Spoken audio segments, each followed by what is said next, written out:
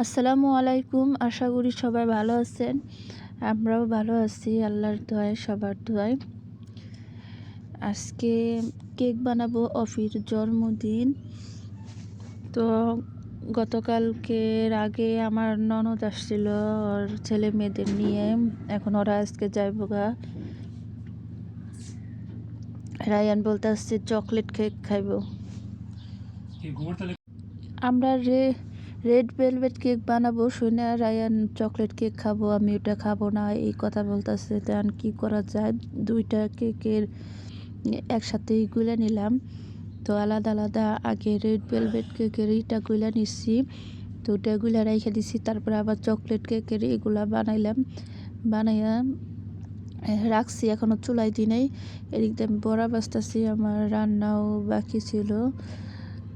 তো ধনেপাতা দিয়ে খেসারির ডাল দিয়ে বেশি করে ঝাল দিয়ে সরিষার তেল দিয়ে আমি আবার বড়া ভাজতেছিলাম। তো গরম ভাতের সাথে খাবো বলে, কিন্তু গরম ভাতের সাথে খাইতে পারি নাই, ঠান্ডা হয়ে গেছে। আমি আর খাই নাই, একটু এক পিস খাইছি।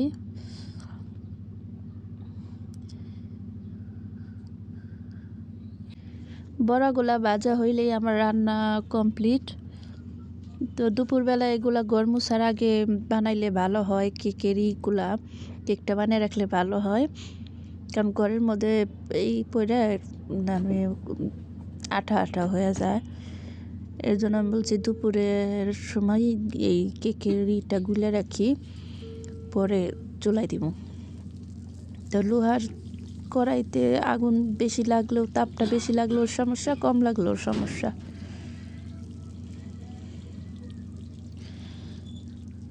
তো আমি আবার কড়াইটা বেশি বড়, তো একেবারে ডুবা তেলও দিই নাই।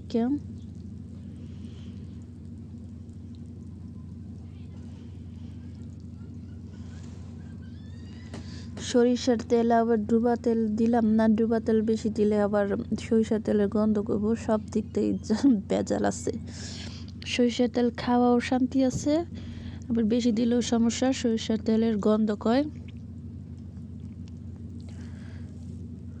তো আমি আবার এই যে জাতা দিয়ে বাঁচতেছি। আমি কতগুলা ভাইজা আমার শাশুড়ি মায়ের জন্য দিলাম, আর কতগুলা আমি আস্তে ধীরেই ভাজতেছি, আর কতগুলা মাখানো আমি রেখে দিছি। এই যে কেকটা আমি বানানো শেষ, বানানোটা দেখাইতে পারি নাই। কেকটা অনেক সুন্দর সফট হয়েছে, চকলেট ইগুলা দিছি, কেকটা অনেক হয়েছে, সফট, অনেক ভালো হয়েছে। তো এই যে কাপসার ধরতেছে, আমি আবার বকা দিতেছি, তাও ধরতেছে। কেকের ক্রিমটা আমি বানাই নাই, ওই দিনকে বানানো ছিল, মানে আগে বানাইছিলাম, তো ওইটা আবার কি বানানো ছিল। আমি আবার সুগার সিরাপ দিয়া কেকটা একটু ভিজে নিতেছি। আর কেউ তো কোনদিন গরম কেক ডেকোরেশন করে নাই, কিন্তু আমি করতেছি এই প্রথম। গরম, একদম গরম, হাত দেওয়া যায় না, একেবারে গরম কেক আমি ডেকোরেশন করতেছি। কারণ ওরা রেডি হয়ে গেছে, ওরা চাইবো গা কোনো রকম একটু ক্রিমটা লাগাইয়া আর কি সান্ত্বনা দেওয়ার জন্য। ছেলে বলতেছে চকলেট কেক খাইবো, সুন্দর করে সাজিয়ে দেওয়ার জন্য বলতেছে। আর তো কেক ক্রিমটা যে বানাবো সেই সময়টা নাই, তো ঘরে বানানো আসছিল ফ্রিজে নর্মালি, ওই ক্রিমটা দিয়ে আমি একটু ওরে বোঝানোর জন্য একটু ডেকোরেশন করতেছি কেকটা। কিন্তু আমার কাছে কেকটা একদম যে মানে দোকানে যে বিক্রি করে একদম ওরকম কেকের চকলেট কেকটা লাগছে, খুব ভালো লাগছে। তো কেকটা গরম, আমি ভাবতেছি গরম কেক কেমন ক্রিম লাগাইলে আবার ক্রিমটা হয়ে যায় নাকি, মানে সাইডে দেয় নাকি, তো এই ভাবতেছি। না, তারপরেও কিছু হয় নাই, কোনো সমস্যাই হয় নাই। পুরা ধোয়া ওঠানো, গরম না, একটু ঠান্ডা হয়েছে।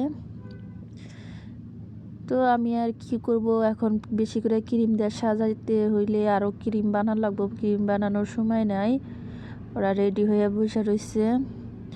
তো আমি আবার এর মধ্যে একটু খালি ক্রিম লাগাইয়া দিতেছি লেয়ার করে।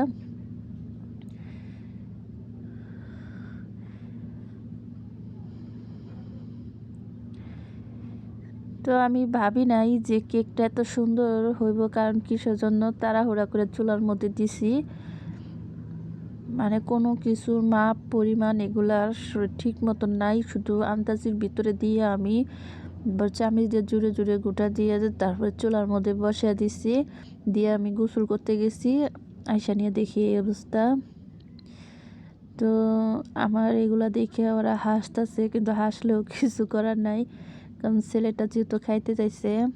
আমার ননদের ছেলে আমার সোনামা বলে, তো আমার বলতেছে সোনামা আমি কিন্তু রেড কালারের কেক খাবো না, আমি চকলেট কেক খাবো। যে আনিশা একটু ক্রিম উঠাইয়া দেখলো ক্রিমটা কীরকম, মানে অনেক ক্রিম আছে, গন্ধ করে। আমি আবার আনিশারে বলছি আনিশা ক্রিম কিন্তু এটা ভালো আছে, যে রেডি হয়ে আয়সা পড়ছে। তো এইটুকু সময়ের মধ্যে আমি কি করি। পরে আনিশা একটু খেয়ে দেখছে যে কেকটা খুব ভালো আছে। ওই আগেই মুখোশ টুকুশ পইরা বসে রয়েছে। তো আমার ছেলে মেয়ে দুইটাই বলতেছে যে দিক দিয়ে বাইরে রয়েছে, ওদিক দিয়ে আমি বাইরে কেন, কিছু করার নাই, একটু একটু বাইরে বই ফিনিশিং করার মতন ক্রিমও নাই। এই যে কি করা যায়, এই যে কোনো রকম একটু ডিজাইন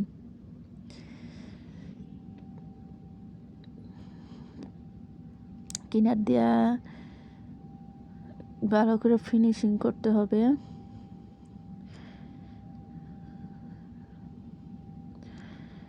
তো আমার মনে হয় এই প্রথম আমি গরম কেক ডেকোরেশন করলাম।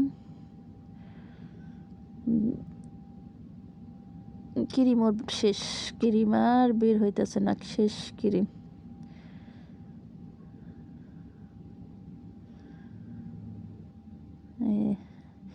আর একটু থাকলে সুন্দর হইতো, ক্রিমটা নাই। ক্রিম অনেক চেষ্টা করার পরে আর বের হইল না ক্রিমটা।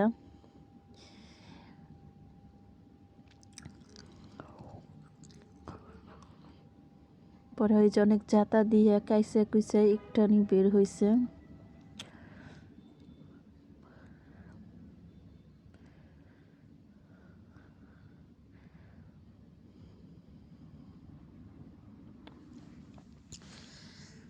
আমি ভাবছি ওরা রাত্রের বেলা সন্ধ্যার সময় যাইব, তো এর মধ্যে আমি বিকালবেলা কেকটা ডেকোরেশন কইরা পরে অফিস জন্মদিনের কেকটা আগে আগে কাটা হইব, কিন্তু তা হইল না।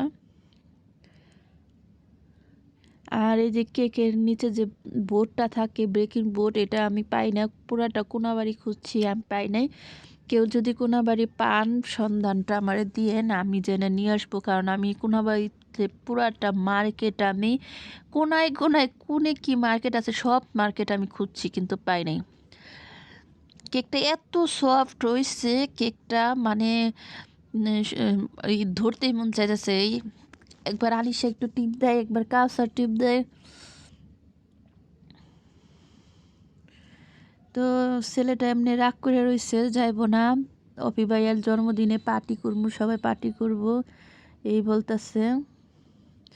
তো এই কেকটা আমরা কাইটে এই আনিশা, নাজিফা আর রায়ান, এই তিনজনে মিলে এই কেকটা কাটবো। যে তিনজনে মিলে কেকটা কাটতেছে, চারজন ইয়ামুনিও আছে। তো নাজিফা তো যে কোনো কেক আনলে আগে ওই কেক নিজের হাতে কাইটা নিজেই করে খাইব।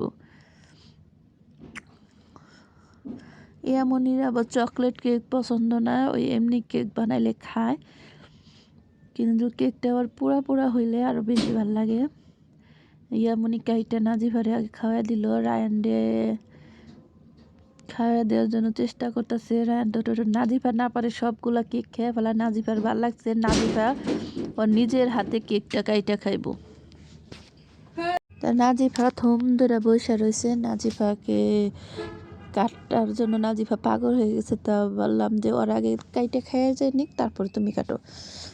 তো ওই এরকম ভাব ধরে বসে রয়েছে, এই যে দেখেন কি খুশি, নিজের হাত দিয়ে কাটবো কেক, দেখেন কিভাবে কাটে। আমি এবার চাইতেছিলাম সবাই এক সাইড থেকে এক কোনাভাবে কাইটা খাইক, বাকিটুকু ওদের দিয়ে দিব। তা যার যার মতন কাটবো, কাটতে জেনে কেক কাটার সিস্টেম অন্যরকম বানিয়ে ফেলাইছে। নাজি ভাই কেকটা তাও অনেকখানি খাইছে, ইয়ামুনিও খাওয়া দিছে। ও আনিশাও খাওয়া দিছে, আবার আমি ওর হাত দিয়েও কাইটা নিচ্ছে, আবার আমিও পরে খাওয়া দিচ্ছি। এই যে এখন আবার রায়ানের কাটার পালা শুরু। আমি আবার এই জায়গা থেকে কাইটা কাউসারের জন্য রাখলাম, অফির একটু খাওয়াই দিয়ে আসলাম। অফিরে বললাম যে অফি কেমন হয়েছে টেস্ট, অফি বললো খুব মজা হয়েছে, কেকটা তো ভালোই। এগুলা